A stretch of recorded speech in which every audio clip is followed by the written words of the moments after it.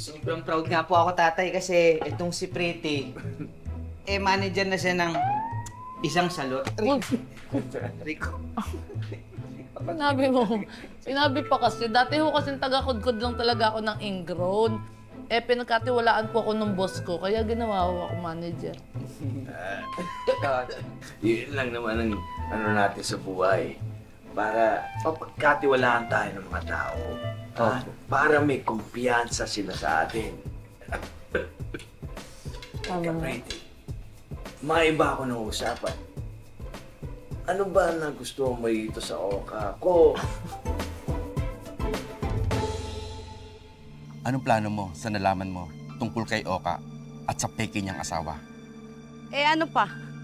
Di bulgar ang sekreto nila para malaman ni tatay na ang paborito niyang anak ay saksakan ng sinungaling. At pag nangyari yon, itatakwil ni tatay si Oka. Sa atin iiwan ang lahat ng pamana niya. Ano pang ginagawa mo?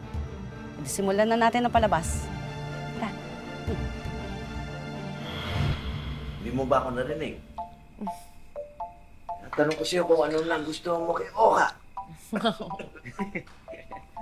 Kaya tanong ka ni tatay kung ano nagustuhan mo sa akin. Ako nasasagot. Siyempre pa, kaya nga kasama kita dito sa probinsya dahil patay na patay ka sa akin. Bukod doon. Galing. Tay, anong klaseng question naman yung tanong mo na yun? Magkamukha tayo siyempre. Lapitin tayo ng mga, alam mo na.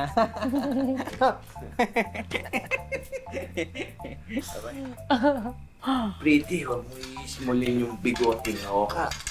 Marami nang maling dyan. Nako.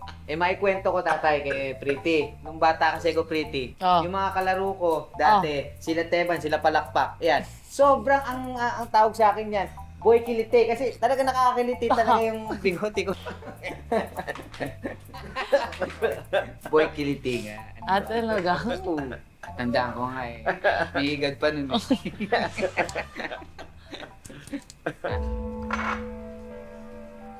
Bakit natigil ang tawanan ninyo? Hindi ba kami welcome makikita dito? Ay, hindi. Kuya, ate, sakto-sakto. Halika, kukuha ko yung plato. Hindi na. Tanti to. Baka pinag-uusapan ninyo yung love story nyo o Pretty? Oo. Ano pala? Kailan nga kayo nagkakilala? 2021.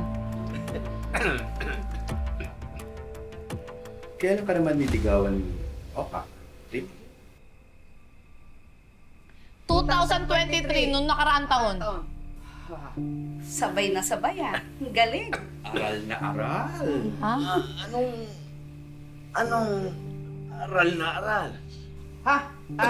Tatay, ang ibig sabihin ni Kuya, aral na aral namin yung mga dates ng mga memories na. Opo, yung mga celebration ba, kung kailan kami magpa-first day sari, second sari, and monthsary. Grocery. Tama naman kayo. Tama naman yan. Hindi niyo pa nakakwento kay tatay kung gaano kasikat si Pretty. Ay, oo. Si Pretty, tay, kung tatanong nyo ano siya, sumasali siya ng beauty contest dun sa Maynila. Oo. Diba? Uy, dati pa yun, nakakahiya ka naman. Oo. Bukod doon, sikat din ba siya sa barangay? Barangay. Ay, nakakahiya naman pong aminin sa inyo. Pero medyo, kasi naging tagapagtanggol ho talaga ako ng mga taga-barangay namin. Doon sa kapitana namin, Burao, tsaka doon sa treasurer natin. Treasurer. Yung laging galit, no? Hindi yun. May isa pa talaga nagpasikat sa'yo. Sa akin. Sa Quiapo. Ano bang tinutukoy nyo, Melchor? Glenda?